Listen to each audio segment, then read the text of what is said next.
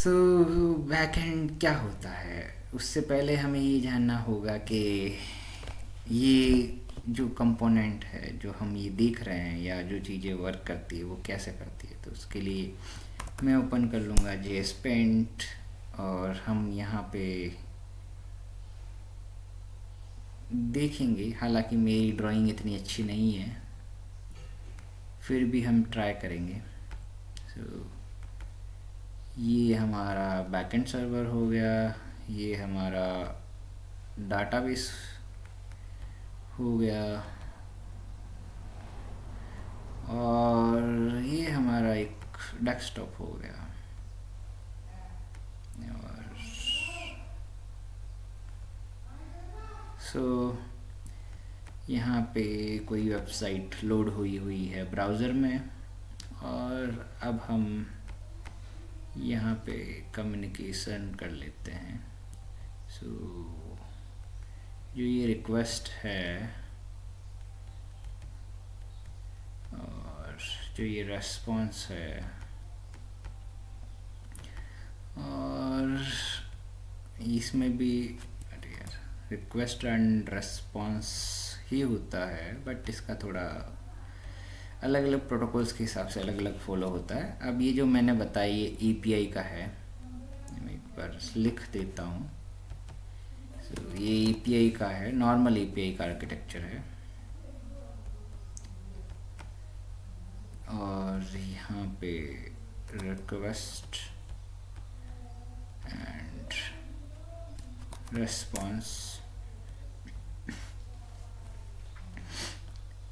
And यहाँ पर basically ये जो पहले इनके नेमिंग भी कर देता हूँ ताकि आपको इजीली पता रहे।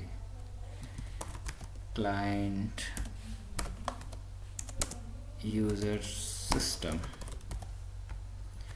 एंड सर्वर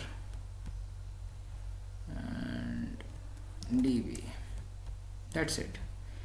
अब बेसिकली जो सर्वर है you can consider as a backend, but backend में बहुत कुछ होता है, और बैकएंड में सिर्फ एपीआई ही नहीं होती है, बहुत कुछ होता है। बट अभी जो मैं एग्जांपल ले रहा हूँ वो एक सिंपल एपीआई के ले रहे हैं। सो इन केस यहाँ पे कोई बटन है या कोई भी इवेंट है, लाइक यहाँ पे अगर कुछ भी है तो मैंने यहाँ पे क्लिक करा, वेट जस्ट सपोज, ओके ये नहीं करना था।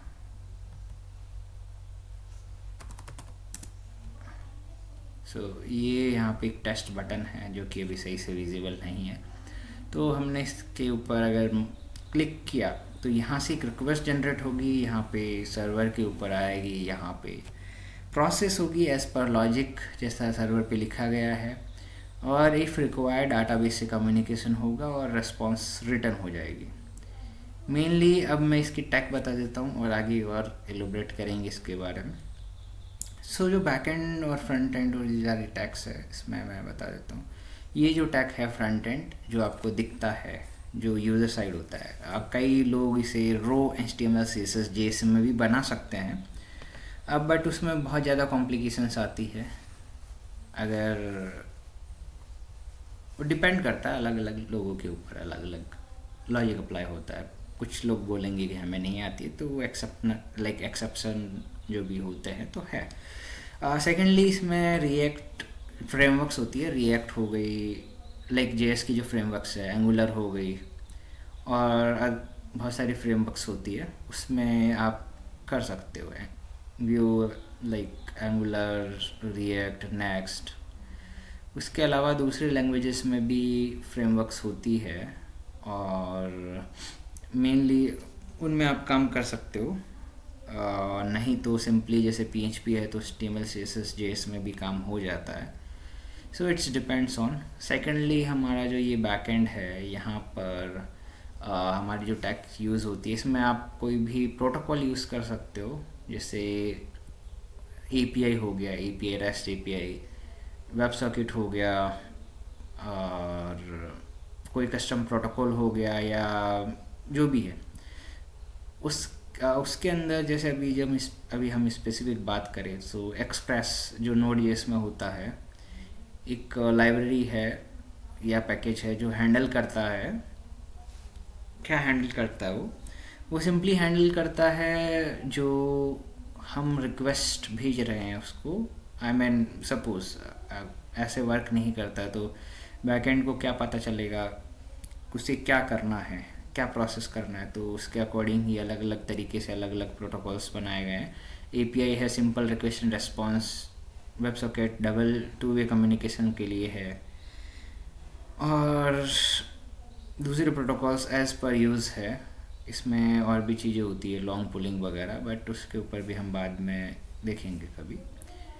डाटाबेस इन केस जब रिक्वायर्ड होता है तो जो भी स्टोरेज वाला काम होता है, नॉट लाइक इमेज भी ब्लॉब के थ्रू आप डाटाबेस में स्टोर करवा सकते हो, इवन फाइल्स भी, बट आपको अलग अलग डीबी रखने पड़ेंगे मेरे हिसाब से, और बेटर है कि आप सिस्टम पे ही स्टोर करा लो या जो अलग से बकेट्स मिलते हैं उसमें स्टोर करवा लो इमेजेस या दूसरी फाइल्स है। जो डाटाबेस में मेन क्रिटिकल जो आपको फास्ट प्रोसेस करना है, लाइक यूज़र डिटेल हो गई, लॉगिन रिलेटेड डिटेल्स हो गई, और नॉर्मल जो भी डिटेल लाइक प्रोडक्ट हो गया, किसने कौन सा प्रोडक्ट परचेज किया है उसकी डिटेलिंग हो गई, वो आपको यहीं पे स्टोर करवानी पड़ेगी। यू कैन से बैम लाइक जैसे मेमोरी, यू कैन से अब ये काम कोई महान प्राणी अगर चाहे तो वो फाइल में भी कर सकता है, .json फाइल में या किसी और फाइल्स में, या किसी में भी कैसे भी किया जा सकता है, इवन इन मेमोरी भी किया जा सकता है, बट परसिस्टेंस के लिए डीबी सबसे बेस्ट ऑप्शंस है। डीबी में हमारे पास में SQL, no SQL, graph DB होता है, not an graph QL. Graph QL conversion के लिए या एक सिंगल इंटरफेस देने के लिए ही यूज़ होता है। लाइक आपको जैसे एपीआई से डाटा फेच कर रहे हो तो आप ग्राफ क्यूएल बना के उसमें सिंपली जो भी डाटा चाहिए, जितना डाटा चाहिए आप उतना डाटा गेट कर सकते हो। सो एंड ग्राफ डीबी में क्या होता है, वही आप सिंपली जो ऑब्जेक्ट एंड रिलेशनशिप मॉडल है वो फॉलो होता है। एंड बाकी एसक्यूएल में टेबुलर फॉर्मेट में डाटा होता है, एंड जो नो एसक्यूएल है उसमें अनस्ट्रक्चर्ड डाटा, लाइक आपके पास में एक टेबुलर फॉर्मेट में या मल्टी वैल्यू, जैसे एक सिंपल एग्जांपल ले लेते हैं यहाँ पर।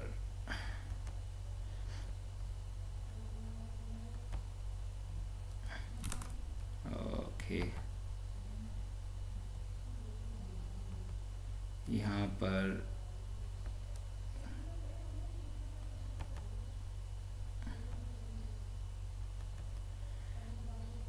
सो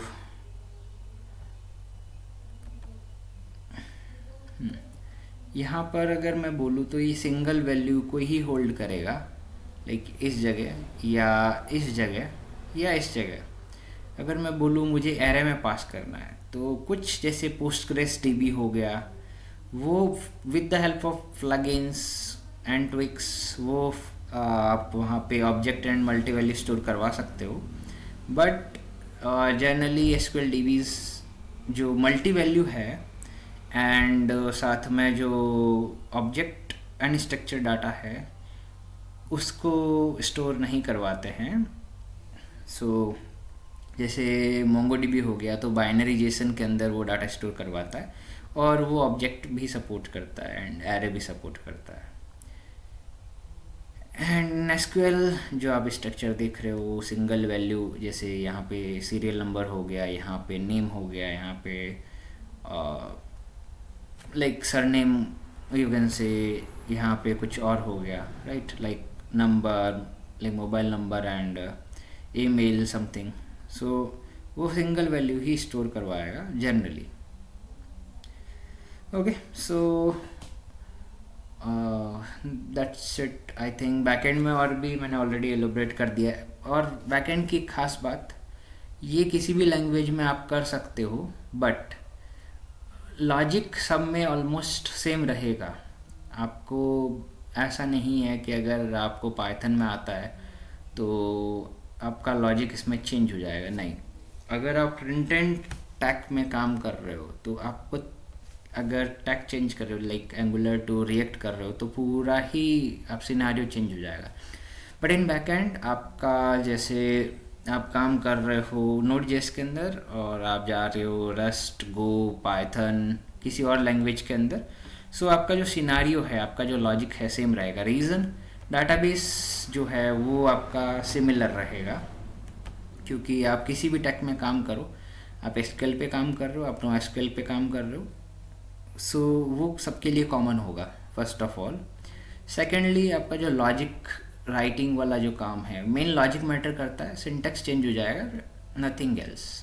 सो आप थोड़ा बहुत चेंज आएगा, बाकी लॉजिक एंड कॉन्सेप्ट सेम रहेंगे, तो ज़्यादा टाइम नहीं लगेगा आपको स्विच करने में, इन केस आप क्विक लर्नर हो तो। हम यहाँ पे ये लास्ट हमने अभी देखा। अब यहाँ पे जैसे कोई बटन क्लिक किया तो यहाँ पे अभी हम सिंपल एपीआई का देख रहे हैं। सो यहाँ पे रिक्वेस्ट जनरेट होगी और जो डाटा है वो हमारे जेसन, एक्सएमएल फॉर्म या किसी और फॉर्मेट में हम सेंड कर सकते हैं। सो अभी जो स्टैंडर्ड चल रहा है वो जेसन चल रहा है, बट दूसरे भी इतने बुरे नहीं हैं। हाँ, अभी जो बेस्ट है वो जेसन है।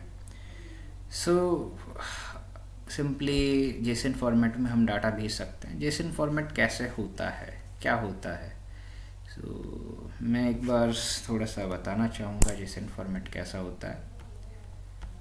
लाइक जैसे आपने देखा होगा, मे बी नॉट, बट ठीक है। सो की वैल्यू पेयर, की और यहाँ पे वैल्यू, दैट्स इट। यही कॉन्सेप्ट है, इसमें लोग भी चलने वाला है। अब सपोज मैंने यहाँ पे टेस्ट लिख दिया, अब जो इसकी वैल्यू है, मैं बोल सकता हूँ कोई एरे है यहाँ पे 1 2 3 4, ये की वैल्यू पेयर में है, यस है। मैं बोल सकता हूँ कि टेस्ट 2, लाइक वेट, टेस्ट 2 ये एक किस फॉर्मेट में है, और क्या ये की वैल्यू पेयर में है, क्या मैं 1 2 3 लिख सकता हूँ? नहीं, ये एरर नहीं है। तो इसके लिए मुझे क्या करना पड़ेगा, वापस से टेस्ट 3 लिख के और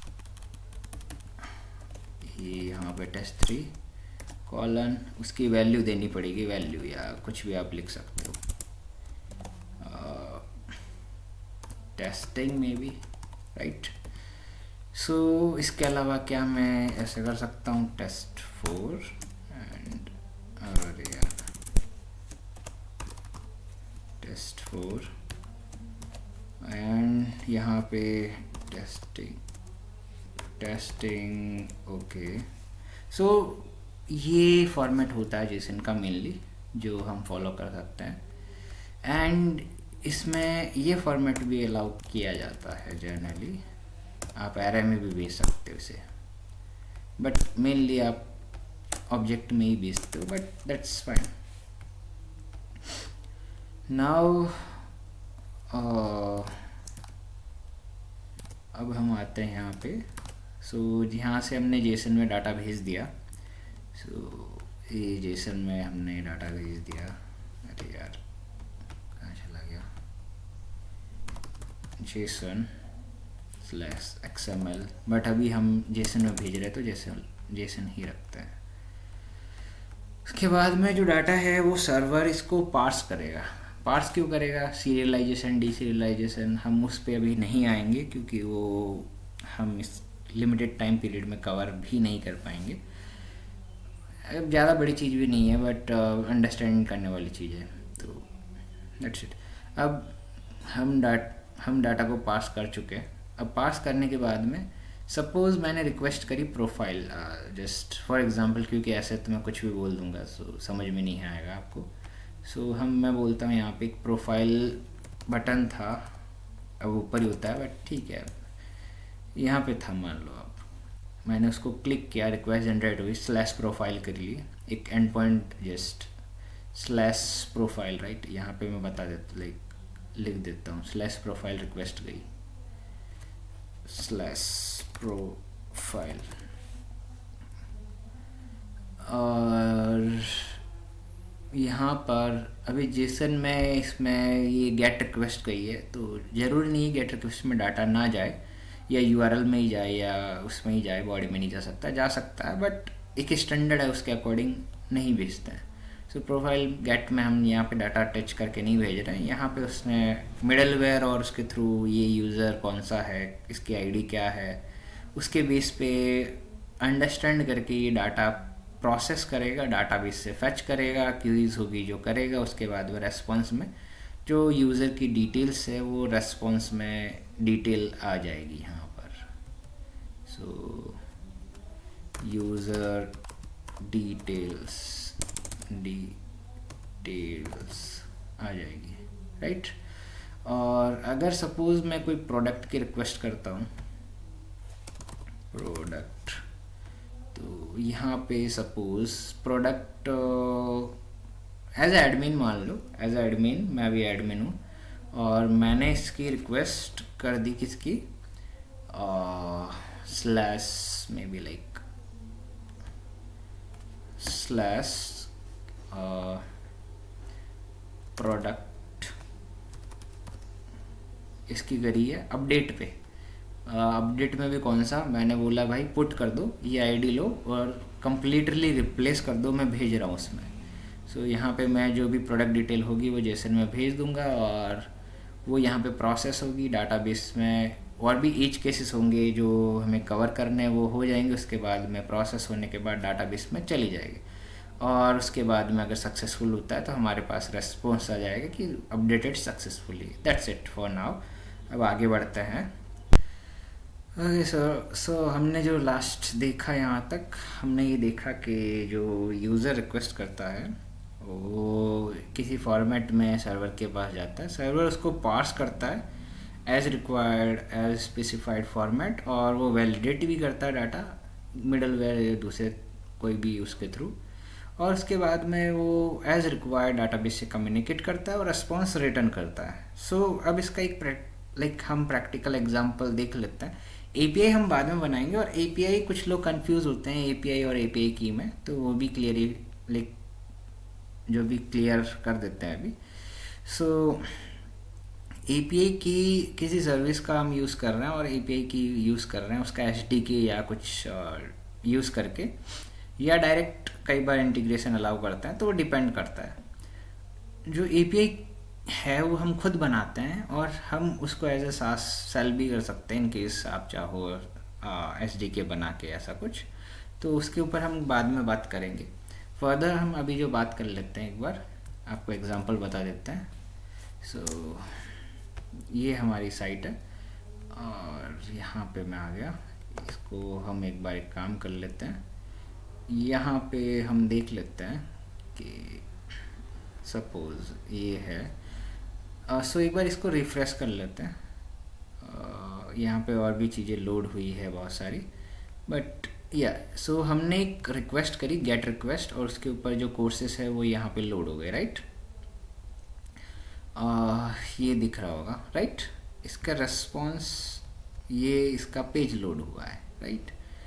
सो आप बोलोगे ये पेज यहाँ पे HTML पेज लोड हुआ है और ये बेसिकली फ्रंट एंड सर्वर के ऊपर रिक्वेस्ट गई है।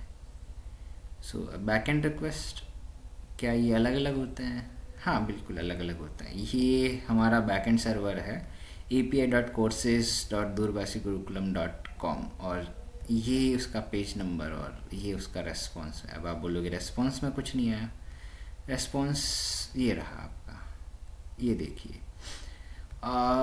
यहाँ पे हमने सक्सेस रिटर्न कर दी डाटा, और एक मिनट, ये बेसिकली आपका क्या था, ये बेसिकली आपका सिंपल ऑप्शन रिक्वेस्ट थी, ओके। ये आपकी एक्चुअल रिक्वेस्ट है और इसके रेस्पॉन्स में हमें एक जेसन फॉर्मेट में डाटा मिला है। सो ये कौन सा फॉलो कर रहा है, की वैल्यू पेयर है, ये की है, ये वैल्यू है, और इसमें भी ये की है, ये वैल्यू है, ये की है, ये वैल्यू है, और ऐसे ही ये वर्क कर रहा है। सो दैट्स इट। और ये हो गया आपका एग्जांपल। अब एक एपीआई बना लेते हैं। तो चलिए स्टार्ट करते हैं। हमने एपीआई है जो बना ली है और अब मैं इसको आपको एक्सप्लेन करने वाला हूँ स्टेप बाय स्टेप। तो हम समझते हैं। सबसे पहले हम समझ लेते हैं इसका स्ट्रक्चर। एंड सबसे पहले हमारे पास यहाँ पे है कॉन्फ़िग, ओके, जिसमें हमारी डेटाबेस कॉन्फ़िगरेशन होगी, कंट्रोलर जिसमें हमारी फंक्शनैलिटी होगी, ओके, और जो हमारे मॉडल्स होते हैं उसमें डेटाबेस स्कीमा होता है, और जो नोड मॉड्यूल्स होते हैं वो डिपेंडेंसीज होती हैं, जैसे कि पाइथन में वी एन वी होता है, तो वैसे ही इसमें नोड मॉड्यूल्स होते हैं, ओके। तो राउट्स होते हैं, राउट्स डिफाइन किए जाते हैं, तो राउट्स हैं ये हमारे। और हमारे पास यहाँ पे सर्वर डॉट जे एस है, और ये जो हमारे पास पैकेज डॉट जेसन है इसमें पैकेजेस की डिटेल है, ओके। तो यहाँ पे मैंने एक्सप्लेन कर दिया है। और डॉट एन जो फाइल है इसमें हमारे एनवायरनमेंट वेरिएबल होते हैं, ओके। तो बाकी तो आपको पता ही होगा कि ये सीन क्या है, ओके। तो अब हम इसको एक एक करके समझना स्टार्ट करते हैं। सबसे पहले हम सर्वर डॉट जे एस को ओपन करते हैं। इसमें आप देखोगे कि फर्स्ट लाइन में हमने इंपोर्ट कर रखा है एक्सप्रेस को, ओके। एक्सप्रेस को रिक्वायर किया है, एक्सपोर्ट और एक्सपोर्ट को इंपोर्ट कर लिया हमने। और फिर हमने कॉर्स को इंपोर्ट किया, उसके बाद हमने डॉट एन वी को किया, उसके बाद हमने कनेक्शन डी वी को इंपोर्ट किया है इस मतलब पाथ से। ये जो फाइल है वहाँ पे हमने एक्सपोर्ट किया था, और वहाँ से हमने यहाँ पे इसको इंपोर्ट कर रहे हैं, ठीक है। तो अगर आपको कोई भी मतलब फंक्शन अगर आपको चाहिए कहीं पे दूसरी फाइल में एक्सेस करना है, तो आपको पहले उस फाइल में एक्सपोर्ट करना पड़ेगा, और उसके बाद आप किसी और फाइल में इंपोर्ट कर सकते हो इस तरीके से, ओके। और फिर हमने इंपोर्ट यूज़र राउट को किया, जो कि हमने एक्सपोर्ट कर रखा था यूज़र राउट्स में, ओके। और उसके बाद हमने dot N V dot config करके एनवायरनमेंट वेरिएबल्स को लोड किया, और कनेक्ट डीबी को भी कॉल कर दिया मोंगो डीबी कनेक्शन के लिए। और कॉन्स्ट ऐप एक्सप्रेस, तो यहाँ पे हमने ऐप का इंस्टेंस बना लिया। ये हमारा एक्सप्रेस ऐप है, ओके। अब हम इसका यूज करके आगे का काम करेंगे। ऐप डॉट यूज किया हमने express dot JSON and limit 10 MB, ये हमने सेट कर दिया। और यूज़ एक्सप्रेस यूआरएल एनकोडेड, ये हमने ट्रू कर दिया, ओके। और app dot use cors, okay. Cors में मैं आपको बता देता हूँ ओरिजिन क्या होता है। ओरिजिन का मतलब यही है कि आप किस किस नेटवर्क को आप अलाउ कर रहे हो, ओके। नेटवर्क मतलब आप लोकल होस्ट को अलाउ कर रहे हो, आपने किसी साइट का यूआरएल अलाउ कर दिया, तो उस यूआरएल के थ्रू जो भी रिक्वेस्ट आएगी उसको ये जो एपीआई है वो एक्सेप्ट करेगी, ओके। तो इसका मतलब यही है, ओके, डन। और अगर आप एक्सट्रेस का यूज करते हो, एक्सट्रेस जो ये सिंबल है इसका यूज करते हो, तो इसका मतलब है कि आप सारे के सारे जो भी मतलब रिक्वेस्ट करेगा सभी का आप एक्सेप्ट करोगे, ओके, डन। एंड यहाँ पे हमने रिक्वेस्ट लॉगिंग मिडलवेयर बना के रखा हुआ है। एंड ऐप डॉट यूज किया हमने, और ये मिडलवेयर हमने लगा दिया। अब जो भी रिक्वेस्ट और रिस्पॉन्स जाएगा आएगा, और वो इसी को लॉग करते हुए जाएगा आएगा, ओके। तो जो भी रिक्वेस्ट जा रही है वो लॉग होगी, ओके। एंड अब नीचे चलते हैं। हमने एक एंड पॉइंट बना के रखा है यहाँ पे हेल्थ नाम से, जो कि बता रहा है server is running successfully, okay. Response status में 200 दिया, और जेसन डेटा जो हम सेंड कर रहे हैं उसमें सक्सेस मैसेज ट्रू है, मैसेज हमारा ये है। और टाइम स्टैम्प हमने सेट कर दिया है, और अप टाइम जो हमारा है वो प्रोसेस डॉट अप टाइम हमने बता के रखा है, ओके, डन। इतना आप समझ गए होंगे। और हमने फिर ऐप डॉट यूज़ करके एपीआई राउट्स को कॉल किया है। मतलब यहाँ पे हमने जो है प्रीफिक्स लगा दिया है, ये है प्रीफिक्स हमारा, ओके। तो प्रीफिक्स यही रहेगा। एंड प्रीफिक्स सेट कर दिया है। हमको API/यूज़र लिखना ही पड़ेगा, यूजर्स लिखना ही पड़ेगा। उसके बाद ही हम इस यूज़र राउट के अंदर जितने भी राउट बने हुए हैं उनको एक्सेस कर सकते हैं। पर ये हमको लिखना मैंडेटरी हो गया क्योंकि हमने इनको सेट कर दिया। ओके, एंड हमने बोला जो स्लैश है, मतलब जो लोकल होस्ट ओनली स्लैश जो होता है, फॉर एग्जांपल मैं आपको बताना चाहूँ तो मैं नोट पैड मतलब केट ओपन कर लेता हूँ एंड यहाँ पे मैं आपको बता देता हूँ। स्लैश का मतलब बराबर होता है, मतलब HTTP :// लोकल होस्ट 300। मान लो ये हमारा बेस URL है, इसको हम बेस URL बोलते हैं।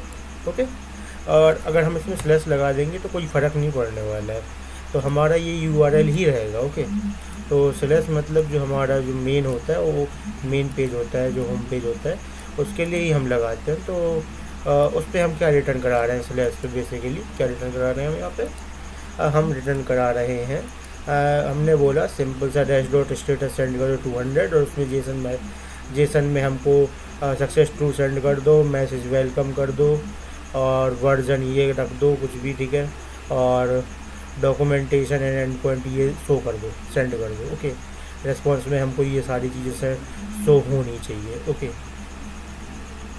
तो ये सारी चीज़ें रेस्पॉन्स में हमको मिलेंगी। ओके, तो अभी हम देखेंगे अगर हम सिंपल राउट को कॉल करेंगे तो हमको ये सारी चीज़ें मिलनी चाहिए। Okay, done. And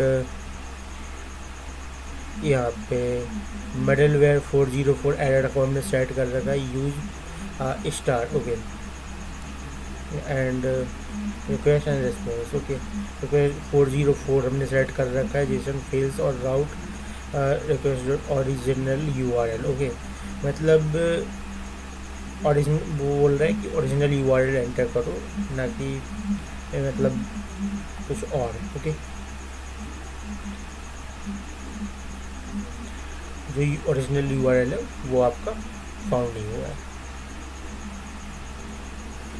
and global error handler. Okay, ये ग्लोबल एरर हैंडलर है और ये ग्लोबली एरर्स को हैंडल करेगा। ओके, फॉर एग्ज़ाम्पल आप कोई सर्वर से रिलेटेड एरर आता है तो वो आपका ये हैंडल करेगा। ओके,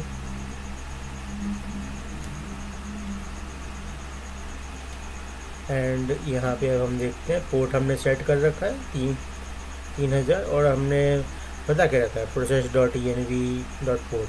तो ये env से भी ले रहा है, अगर इस पर env में पोर्ट नहीं मिलता है तो ये जो पोर्ट है वो ये यूज़ कर लेगा। पाइप का मतलब होता है और कंडीशन लगी हुई है यहाँ पे। Okay, okay, and const server equal to app dot listen किस पे लेसन कर रहा है, ये पोर्ट पे लेसन करेगा। ओके, यहाँ पे एक एरो फंक्शन बना हुआ है जिसमें सिंपल सा ये वैल्यूज सेंड हो रही हैं। ओके, मतलब console.log हो रही हैं। सिंपल ऐप डॉट लेसन कर रहा है, ठीक है, करेगा तो अब हमको बताना भी है कि भाई कर रहा है, ठीक है।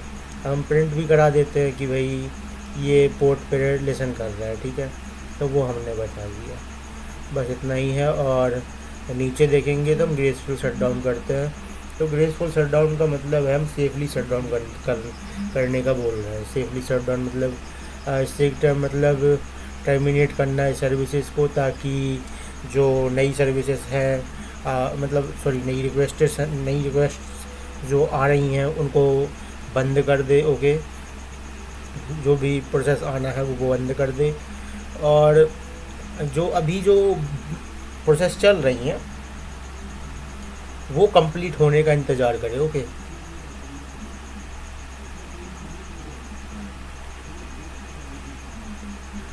तो वो कंप्लीट होने का इंतज़ार करेगा। ओके, तो ये बेसिकली जो सिग टर्म है वो इसको ये कॉल तब होता है जब हम किल कमांड का यूज करके हम सिग्नल्स को किल करते हैं। ओके, तब आपका ये सिग टर्म है वो यूज होता है। ओके, तो ये ट्रिगर होगा। अगर आप कंट्रोल C का यूज करते हो, इंटरप्ट कीबोर्ड इंटरप्ट यूज करते हो, तो आपका सेग इंट यूज होगा, सेग इंट जो कमांड है वो मिलेगी उसको, ठीक है। तो सेग इंट का मतलब यही है कि जो प्रोसेस चल रही है अभी उसमें अगर सेग इंट का मतलब कुछ भी आता है तो आपको प्रोसेस टर्मिनेट होगी, पर प्रोसेस टर्मिनेट मतलब ऐसे नहीं होगी, मतलब प्रोसेस वही रहेगा कि पहले मतलब क्या होगा कि जो आपकी जो रिक्वेस्ट है वो पहले ब्लॉक कर दी जाएंगी जो आ रही हैं अभी करंट में, और उसके बाद आपका जो मतलब रनिंग में प्रोसेस है वो कंप्लीट होने के बाद ये डेटाबेस से कनेक्शन क्लोज करने के बाद, डेटाबेस क्लोज करने के बाद उसके बाद ही ये टर्मिनेट होगा, अदरवाइज ये टर्मिनेट नहीं होगा। और अगर हम इसका यूज़ नहीं करते हैं तो आपको एक चीज़ का ध्यान रखना पड़ेगा। देखिए क्या होता है कि अगर हम इस चीज़ का यूज़ नहीं करते हैं तो जो हमने कीबोर्ड के थ्रू इंटरप्ट किया या फिर किल के थ्रू, किल कमांड के थ्रू यूज़ करते तो हमारी जो प्रोसेसेस हैं वो चल रही होंगी वो हमारी रुक जाएंगी, और जो जो आ रही हैं वो तो बंद होनी ही हैं, और जो मतलब आ, हमारा सर्वर का कनेक्शन है वो भी क्लोज नहीं होता है। तो सर्वर क्लोज भी नहीं, सॉरी मतलब जो हमारा मोंगोडीबी डेटाबेस है वो भी क्लोज नहीं होता है। तो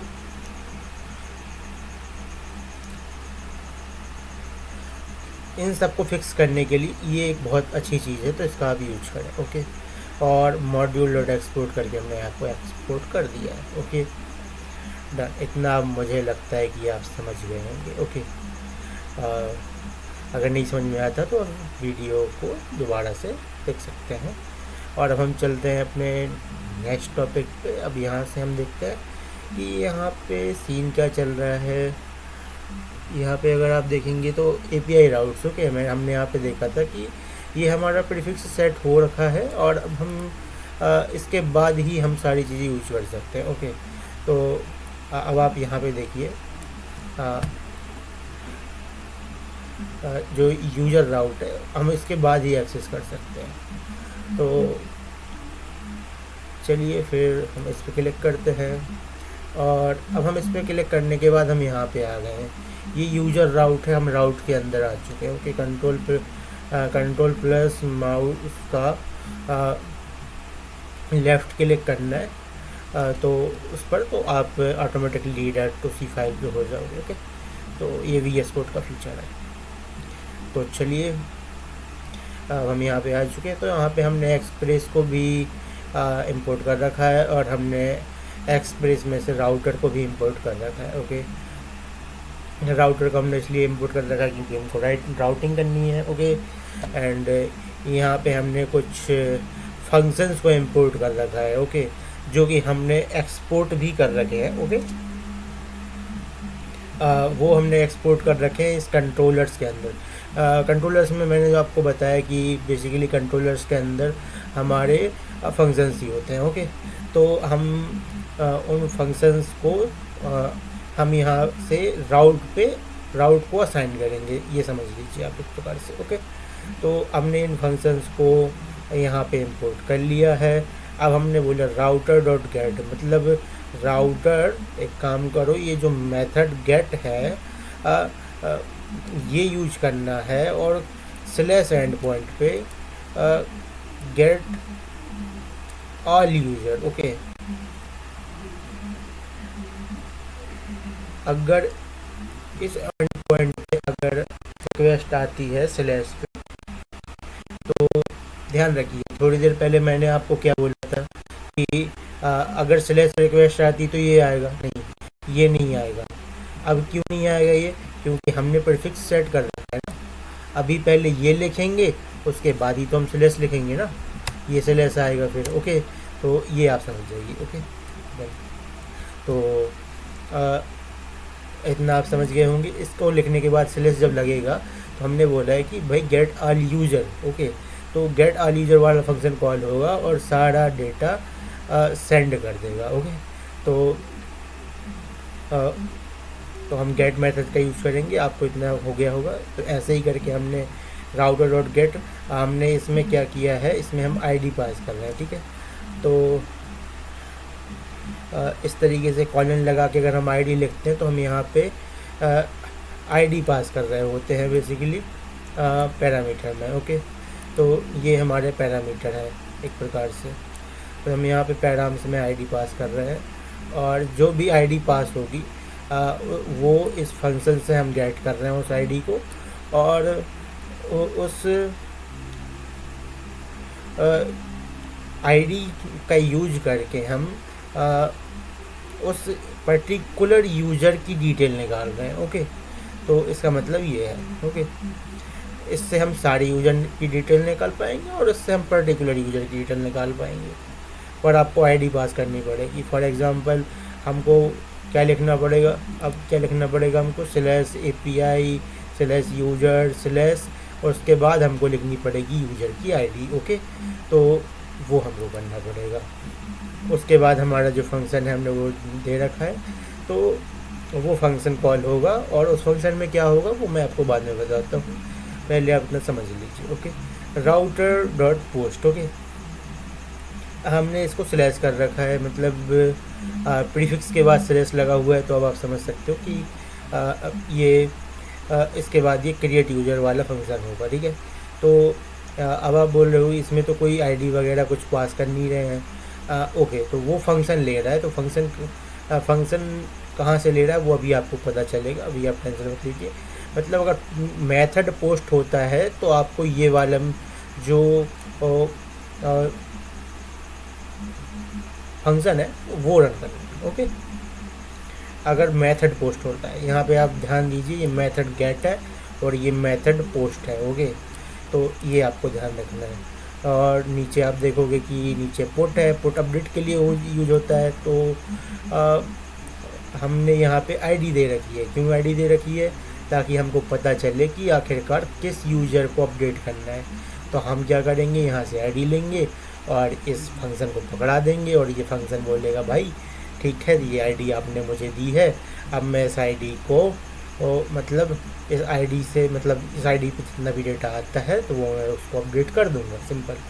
और फिर नीचे एक और राउटर डॉट डिलीट बना हुआ है। डिलीट मतलब डिलीट मेथड का यूज़ कर रहा है। तो डिलीट का मतलब है कि हम इस डेटा को डिलीट करना चाहते हैं, इस यूज़र को डिलीट करना चाहते हैं। तो हमने बोला भाई आईडी तो देनी पड़ेगी यार, अब आईडी हमने यहाँ पे दे दी है, ओके। तो हमने बोला डिलीट यूज़र फंक्शन है, उसको कॉल कर दूँ बस। तो डिलीट यूज़र फंक्शन बोलेगा हमको आईडी चाहिए, ये यहाँ से राउट से आईडी ले लेगा पैरामीटर से, ओके। पैरामीटर से आईडी ले ली, ओके, पैराम से। तो पैराम से आईडी लेगा और जो भी फंक्शनैलिटी इस फंक्शन के अंदर होगी उसको कॉल करेगा और यूज़र को डिलीट कर देगा। अब ये कैसे कर रहा है, अब चलिए ये भी जान लेते हैं, ओके। तो अब हम कंट्रोलर्स के बारे में जानेंगे। तो कंट्रोलर्स के बारे में थोड़ा मतलब अंदर जाएंगे कंट्रोलर्स के। तो अब हम इस पर जैसे ही क्लिक करेंगे, कंट्रोल प्लस लेफ़्ट क्लिक आप करोगे तो हम अब आ चुके हैं यूज़र कंट्रोलर में। हम नीचे आप देखो यहाँ पे पॉइंट कर रहा है, तो मतलब ये वाला फंक्शन हमने चूज़ किया था, ओके। तो यहाँ पे आप देखो कि यहाँ पे गेट ऑल यूज़र, ओके। तो यहाँ पे एक फंक्शन बना हुआ है asynchronous function, okay. Asynchronous function basically ये काम करता है कि फॉर एग्जांपल कोई बड़ा टास्क है जो हो रहा है, ओके, और उसमें टाइम लग रहा है, और फॉर एग्जांपल उसी टाइम पे एक छोटा टास्क आ गया, तो वो छोटा टास्क को पहले कर देगा और बड़े टास्क को बाद में करता रहेगा। इसका मतलब यही है। और असिंक फंक्शन, असिंक का वेट का यूज इसीलिए किया जाता है, ओके। डन। हमने रिक्वेस्ट एंड रिस्पॉन्स को कर रहे हैं, ओके। और ये एक एरो फंक्शन है, ओके। एंड यहाँ पे हम ट्राई एंड कैच का यूज कर रहे हैं ताकि हम कोई एरर आता है तो हम उसको कैच कर सकें, ओके।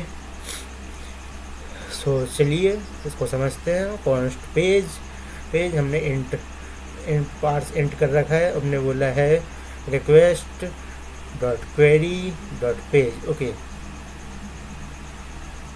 अगर क्वेरी में पेज होता है तो पेज में अगर कोई वैल्यू दी गई है तो वो वैल्यू पे मतलब रिक्वेस्ट में से हमने क्वेरी निकाली, क्वेरी में से हमने पेज निकाला। तो उस पेज में जो भी वैल्यू होगी वो हमारे इस पेज नाम की वेरिएबल में आ जाएगी। ओके, अब हमने बोला रिक्वेस्ट में से एक क्वेरी निकालो, क्वेरी में से लिमिट निकालो। अब जो यूजर लिमिट सेट किया होगा तो वो हमारी इस लिमिट में आ जाएगी।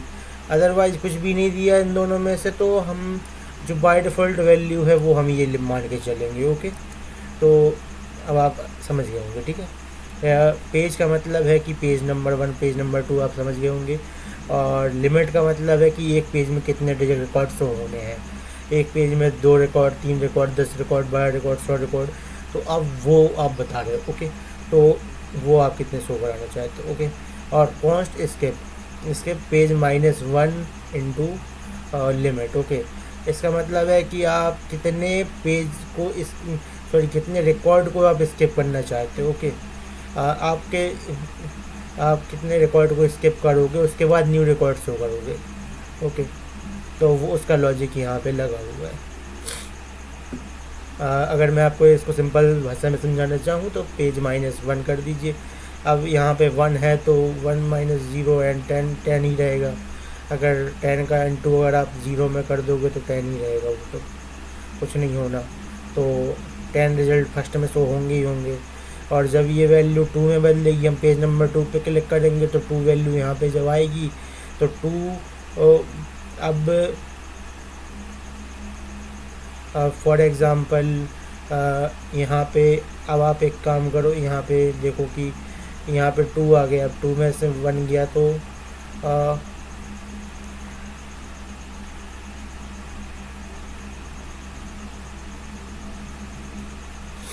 एक minute, I think I am wrong. 2 - 1 and limit into 1 into 10 and 10 result ही होंगे। ओके,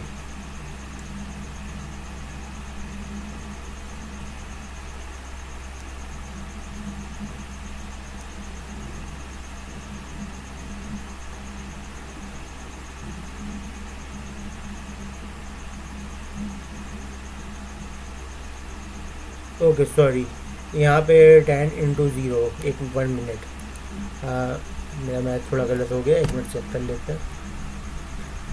10 इंटू 0, ओके 0 ही आएगा, तो मतलब 0 रिकॉर्ड स्किप होंगे। ओके, तो इसका मतलब ये है। तो हमारा स्टेप तो फर्स्ट टाइम तो 0 रिकॉर्ड होंगे और उसके बाद जब हमारा ये 2 होगा, फॉर एग्जांपल आप देखो यहाँ पे, अगर हम यहाँ पे करते हैं 2, हमारे पेज 2 होंगे तो सॉरी 1 होंगे, पहले तो हम मतलब 1, तो 10 रिकॉर्ड हमारे स्किप हो जाएंगे। ये 1 कैसे होगा मैं आपको बताता हूँ। जब आप 2 करोगे तो पेज -1 हो रहा है ना, यहाँ पे आप देखो पेज -1 हो रहा है। यहाँ पे आपकी वैल्यू 2 आई, पेज में 2 वैल्यू आ गई, पेज -1 कर दो, 2 - 1 1 हो गया। 1 मतलब 1 इंटू 10 मतलब 1 इंटू 10 मतलब 10 रिकॉर्ड स्किप करने। और उसके बाद अगर वहाँ पे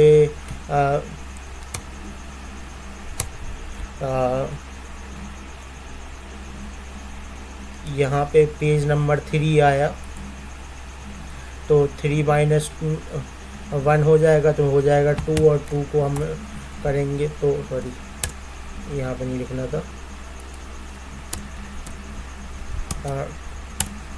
10 इंटू 2 और एंटर करेंगे तो तीसरा पेज होगा, उसमें 20 रिजल्ट, फर्स्ट के 20 रिजल्ट एक्सेप्ट किए जाएंगे और नेक्स्ट जो 10 रिजल्ट होंगे वो शो कराए जाएंगे। क्लियर हो गया मेरे हिसाब से, लगता है आपको, ठीक है। एंड यहाँ पे हम फिल्टर कर रहे हैं, हमने एक ऑब्जेक्ट बना लिया है फिल्टर, और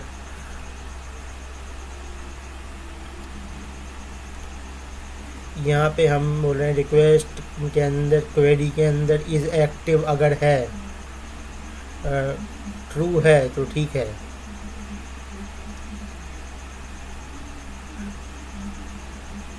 अगर ट्रू नहीं है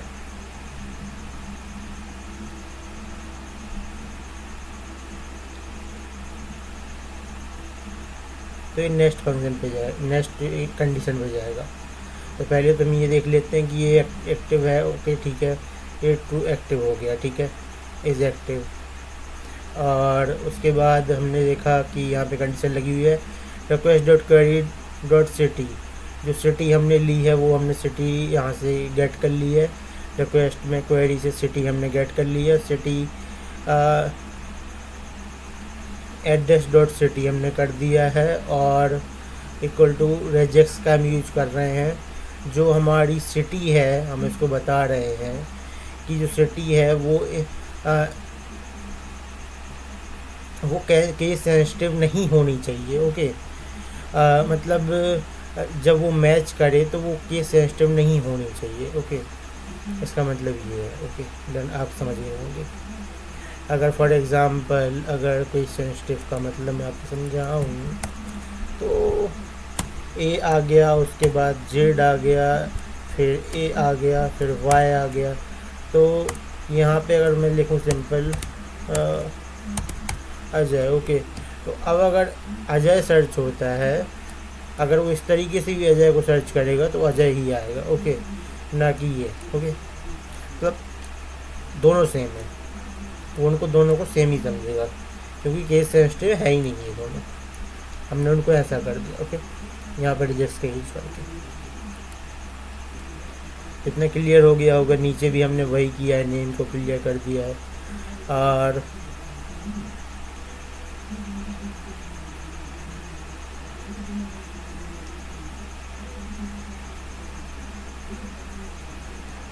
नीचे हमारे है यूजर्स, अब हमने यूजर्स बोला अवेट का यूज कर रहे हैं, और यूजर डॉट फाइंड और फिल्टर का यूज करके हमने डॉट स्किप कर दिया, स्किप करके स्किप रिकॉर्ड कर दिया, ठीक है। तो ये स्किप हो रहा है, और लिमिट हमने सेट कर दी, सॉर्टिंग कर दी हमने, ठीक है। And total user count document filter, तो हम यहाँ पे टोटल जो है वो निकाल रहे हैं डॉक्यूमेंट काउंट करके, मतलब कितने टोटल हैं, मतलब टोटल कितने हैं रिकॉर्ड्स, तो वो हम काउंट कर रहे हैं और कुछ नहीं। और फिर हमने रिस्पॉन्स डॉट सेंड कर दिया 200, और ये डेटा में यूज़र सेंड कर दिया, और क्या डेटा जो यूजर्स में जो डेटा आया होगा यहाँ से, जो डेटा आया होगा यहाँ से पूरा ये कमांड चली होगी, और जो भी सॉर्टिंग होके जो भी काम हुआ होगा उसके बाद जो डेटा आया है फिल्टर होके वो यूजर्स के अंदर है। तो हमने बोला भाई एक काम करो, एक सक्सेस मैसेज में ट्रू लिख के सेंड कर दो, मैसेज लिख दो यूजर, मैसेज के अंदर लिख दो user retrieved successfully, and data में लिख दो यूजर्स, जो कि हमने ये यूजर्स निकाले हैं वो सारे यूजर्स शो करा दो, और पेजिनेशन में हम करंट पेज बताएंगे, और टोटल पेज का यूज करेंगे हम। टोटल पेज हम टोटल रिकॉर्ड को हम डिवाइड करेंगे लिमिट से, तो उसका जो वैल्यू आएगा उसको हम सेल कर देंगे, ओके। अगर आपको मैथ आती है तो सेल का आपको पता ही होगा, ठीक है। Total users and total, okay, तो हमने टोटल रिकॉर्ड यहाँ पे बता दिया, यूजर पर पेज लिमिट कितनी है वो हमने यहाँ पे बता दी। अगर कोई एरर आता है तो रिस्पॉन्स 500 शो होगा, और इंटरनल सर्वर एरर शो होगा, एंड एरर मैसेज भी जाएगा, एरर डॉट मैसेज, ओके। तो एरर में एरर मैसेज भी चला जाएगा, ओके। तो ये मेरे हिसाब से आपको समझ में आ गया होगा, ओके। तो अब चलते हैं हम अपने दूसरे जो है क्या बोलते हैं उसको, राउट पे, ओके। तो दूसरा हमारा है आईडी, ओके, आईडी के थ्रू। अब यहाँ पे हम कुछ भी नहीं कर रहे हैं, हमने बोला था पैराम से, ओके। तो गेट यूजर बाय आईडी, तो यहाँ पे वही फंक्शन है और यूजर बना हुआ है, और इस यूजर डॉट हमने फाइंड बाय आईडी किया, और request dot params ID, params dot ID, okay. हमने पैरामीटर से आईडी निकाल ली, जो वो आईडी हम वहाँ से ले रहे थे। कहाँ से ले रहे थे? ये जो आईडी हम ले रहे थे, ये आईडी पैरामीटर्स में आ रही है। हम यहाँ पे पैरामीटर, इनको हम पैरामीटर्स बोलते हैं। जो भी फॉर एग्ज़ाम्पल मैं आपको बता देता हूँ। अब यहाँ पे अगर हम कुछ भी लिखते हैं, फॉर एग्ज़ाम्पल मान लीजिए ये एक आईडी है, तो ये हम एक पैरामीटर पास कर रहे हैं। ओके, तो हम ये पैराम से आईडी फैच कर सकते हैं। तो यहाँ पे हमने कॉलन लगाना होता है, एंड कॉलन एंड जो भी आपको नाम देना है, आईडी 1 या फिर आईडी सिंपल आईडी भी दे सकते हो, जो भी देना है। ओके, एंड अब हम देख लेते हैं यहाँ पे। ये तो हमने देख लिया। चलिए, इसमें हमने आईडी ले ली और यूज़र हमने फाइंड कर लिया, और जो डेटा है वो हमारे यूज़र में आ चुका है। अब हमने यहाँ पे चेक किया कि यूज़र एग्जिस्ट करता है, मतलब यूज़र आ चुका है, मतलब इसके अंदर डेटा आ चुका है। अगर डेटा आ चुका है तो मतलब यूज़र आ चुका है। डेटा मतलब डेटा यूज़र ही है ना, तो यूज़र आ चुका है तो बता दो, ठीक है। यहाँ पे तो कंडीशन लगी है नॉट इक्वल टू की, मतलब यूज़र नहीं आया है तो शो कर दो यूज़र नॉट फाउंड। अदरवाइज एक काम करो, सिंपल सा, मतलब यूज़र तो आ चुका है, फिर तो अगर नहीं आया है तो ये प्रिंट होता, और अगर आया है तो सिंपल सा कंडीशन हमारी यही चलने वाली है। Response dot send status send होगा हमारा, वो होगा 200 और जेसन में सेंड होगा, और सक्सेस ट्रू होगा, और ये मैसेज शो होगा, और डेटा हमारा यूज़र था, और जो कि यूज़र डेटा था वो हमने डेटा में सेट करके सेंड कर दिया, सिंपल। और कोई भी एरर आता है तो हम उसको कैच करेंगे, और अगर कैच करने पर भी मतलब अनएक्सपेक्टेड एरर आ गया तो हमारा जो है इंटरनल सर्वर एरर आ जाएगा। Okay, 500 and update user. Okay, update user का भी देख लेते हैं तो इसमें क्या सीन है। इसमें हमने देखा कि ये पुट का यूज करते हैं अपडेट यूज़र वाले, ये है। ओके, पुट का, तो पुट का यूज किया है हमने, तो यहाँ पे हम देख लेते हैं user dot find by ID and update. इसका यूज़ हम कर रहे हैं अपडेट करने के लिए, find by ID and update. Okay, हम यहाँ पे दोनों चीज़ कर रहे हैं, आईडी से फाइंड करो और अपडेट करो। तो फाइंड किसके थ्रू करना है? आईडी करनी है, तो ये आईडी करनी है। ओके, सेकेंड आर्गुमेंट हमारा क्या है? ये जो हमारी बॉडी है इसको अपडेट कर दो। बॉडी भी हम सेंड करेंगे। अब बॉडी से हम बॉडी में ही सेंड करेंगे ना, जो भी चीज़ सेंड करेंगे बॉडी से ही आएगी। रिक्वेस्ट डॉट बॉडी से जो भी चीज़ आती है उसको अपडेट भी कर दो। तो हमने दो आर्गुमेंट हमने सेट कर दिए। ओके, तो अब हमारे यूज़र में हमने सेट कर दिया। अब यूज़र अगर है तो ठीक है, मतलब सेट हो गया है, मतलब फाइंड होके मिल गया है और वो अपडेट भी हो गया है, तो अच्छी बात है। अगर नहीं हुआ है तो यूज़र नॉट फाउंड बोल दो, वरना यूज़र अपडेट सक्सेसफुली। और कोई एरर वगैरह आता है, वैलिडेशन एरर वगैरह, तो बता दो वैलिडेशन एरर है, फर्स्ट एरर है, ईमेल ऑलरेडी एग्जिस्ट करती है तो वो भी बता दो, और जो एरर है वो सेंड कर दो। एंड अब हमारा एक और रह गया है, वो है हमारा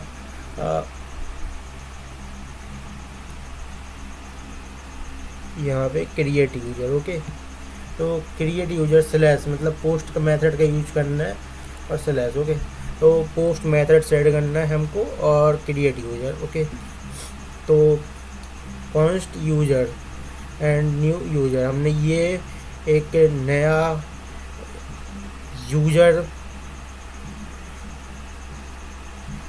मतलब नया एक प्रकार से आप बोल सकते हो कि हमने एक मेमोरी एलोकेट कर दी है इसके लिए, यूज़र के लिए। ओके, मेमोरी एलोकेट कर दी है, और ये यूज़र मॉडल है। ओके, ये यूज़र मॉडल है, मॉडल मीन्स स्कीमा। ओके, तो हम ये मोंगोडीबी का यूज कर रहे हैं, तो इसमें मॉडल स्कीमा, ठीक है, तो हम इसका यूज कर रहे हैं।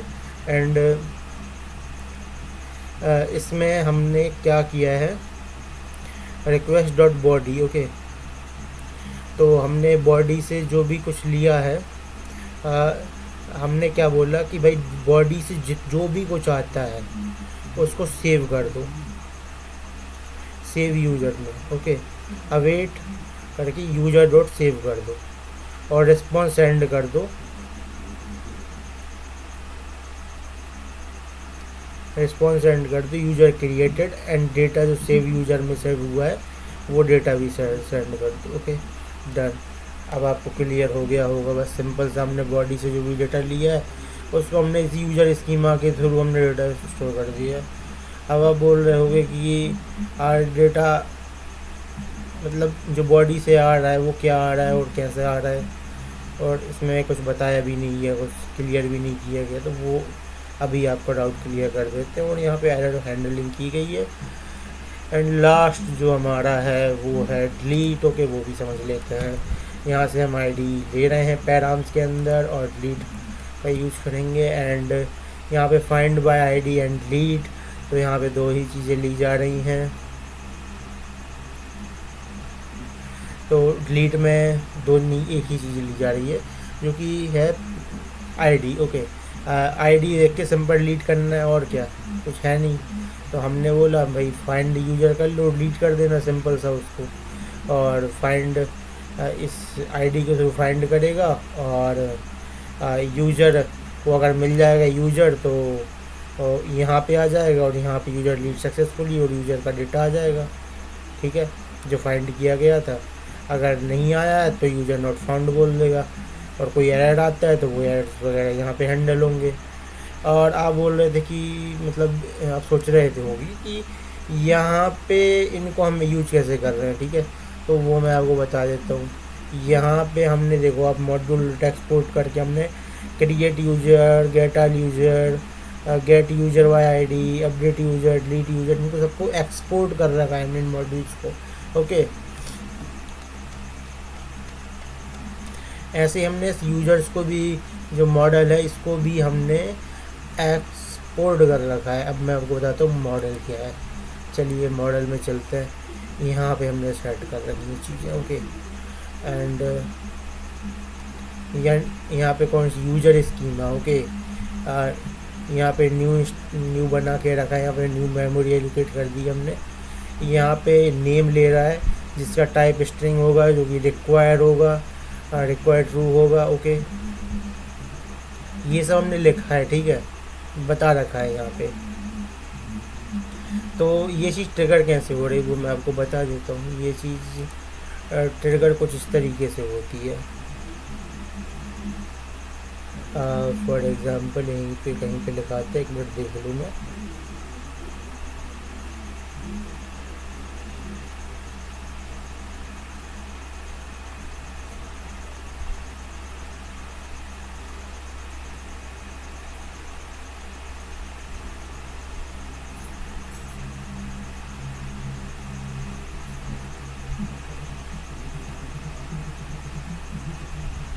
ओके, ये देखिए